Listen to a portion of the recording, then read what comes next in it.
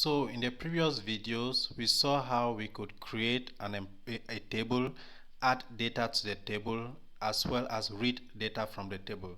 So in this video, I'm going to be showing you how you can delete an employee's record. Let's say an employee, let's say Bob Smith no longer works at the company, or let's say Mary no longer works at the company, and her record needs to be deleted from the database. So in order to do this, we need to use the delete command. So the delete command enables us to delete a record from a table. So we have delete. So we are deleting from the employees table, that is the name of our table, which in this case is employees, where ID is equal to 1. So the ID is going to point to the specific ID of the user. So in our case, we want to delete the record of James, and here we'll see that James has an ID of 1. So in this case, we are going to say delete from employees where ID is equal to 1. So what happens is the employee with ID 1 is going to get deleted. So let's do that. So to delete James record, we say delete from employee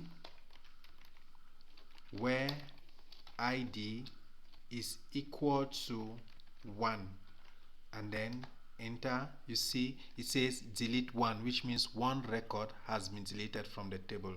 So in order to cross check it, we use the select command, select star from employee, and then that is it. So now you will see that we have Mary, Alice, and Bob.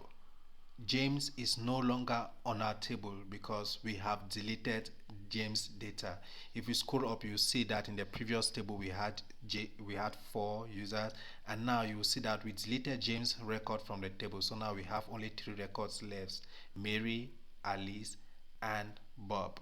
So for your task, I want you to delete Alice's record from the table. So the user Alice with ID 3, I want you to delete the user Alice with ID 3 from the table. So you can pause the video, complete the task, and then come back.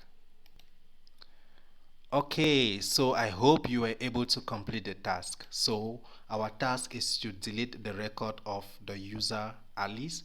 So in order to delete the record, we say delete